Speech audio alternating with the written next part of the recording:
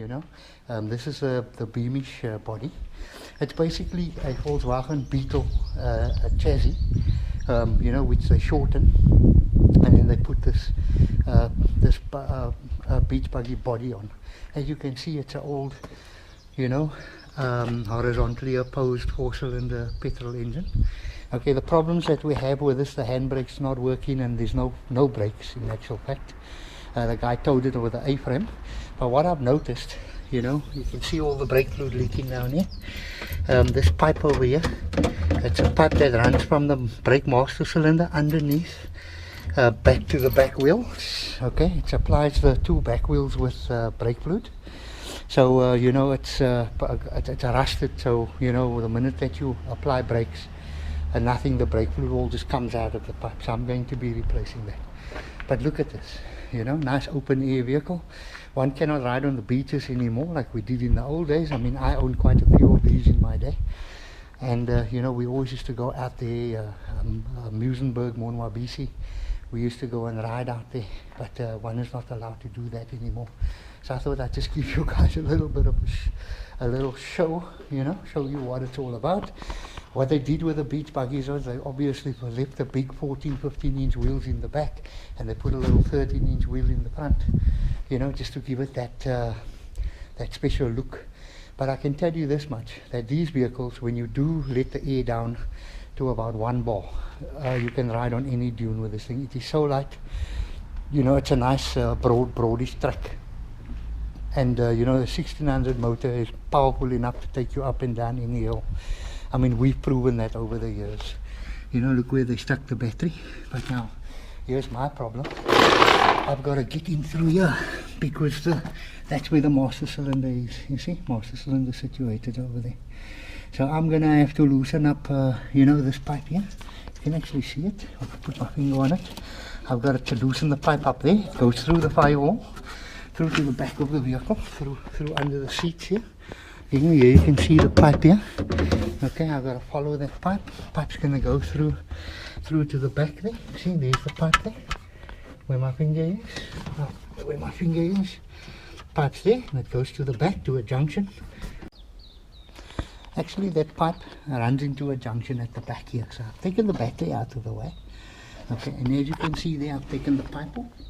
So the pipe comes in through the back of the body into this junction over here. Okay, and then it goes to the left wheel and to the right wheel at the back. Okay, so that is where the pipe will basically where the pipe bolts onto. Okay, I'll show you when I put the new one on. So there I have the new pipe made up. Okay, it's a steel pipe, it's not copper or brass. Okay, now what is very important is when you bend these pipes, okay, you have to bend them. First thing that you must note is to keep the actual joint right at the edge, okay, right at the edge. Because if you bend it, you start bending it, that joint can't move back. Okay, so you have to have your joints, both of them, at the ends. Okay, and when you do bends on these pipes, do it very gently. Okay, you can't kink it. These pipes, you got to bend it very, very gently like that. So, you know. Okay, so I fitted the new pipe. Goes through the firewall there, runs under on the floor. The mat comes over this. I'll just dry up all that brake fluid over there now. And then the pipe runs along the side of the seat here. Okay, to the back, as I said, and then into the junction where the battery is. So from the back of the vehicle, here you can see the new pipe. Okay, I bled the system out nicely. So now the brake pedal is pretty hard. Okay, it's right up there. We need to go right down to the floor. Alright, so now you can see, you know, the mat covers the pipe nicely. Okay, and protects it.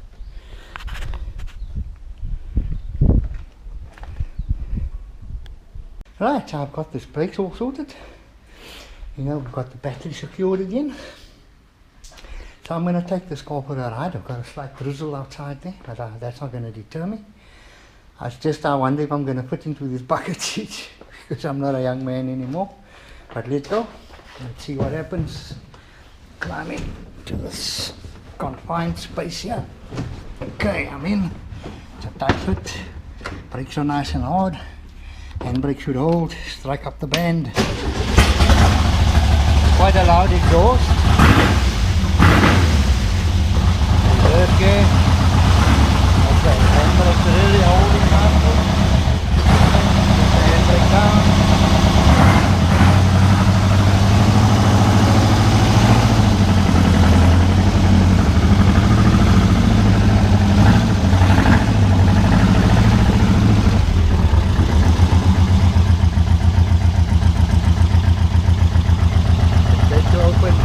Quite loud, so you know you can't be one to be worried about noise riding owning a vehicle like this.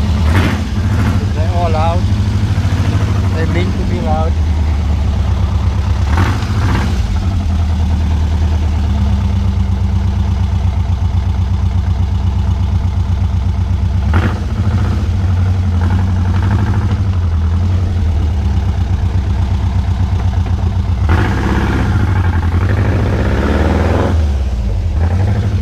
Okay, first speed bump, it's not too bad. There's a couple of rattles and shakes here. I think the body paneling is not so good. I'm not gonna go and ride on any of the major roads. I'll just stay in my neighborhood.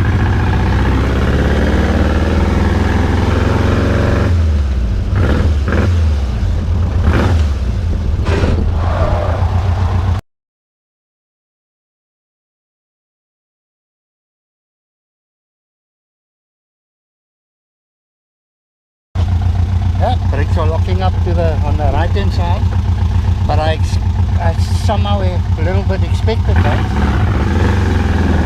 because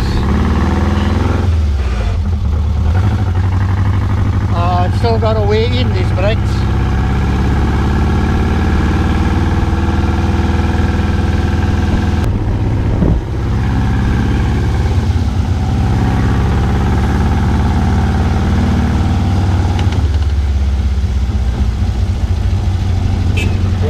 Definitely not a comfortable car to drive, but it is fun. Like riding a motorcycle on four wheels. Okay, brakes are getting a little better, but it's best to test it with dry roads, because I don't think testing these brakes. This car's been standing for 2 years. Standing for 2 years, and the brakes has to bed in again. But these brakes, see if I can get out. So here we have it, Beach Buggy.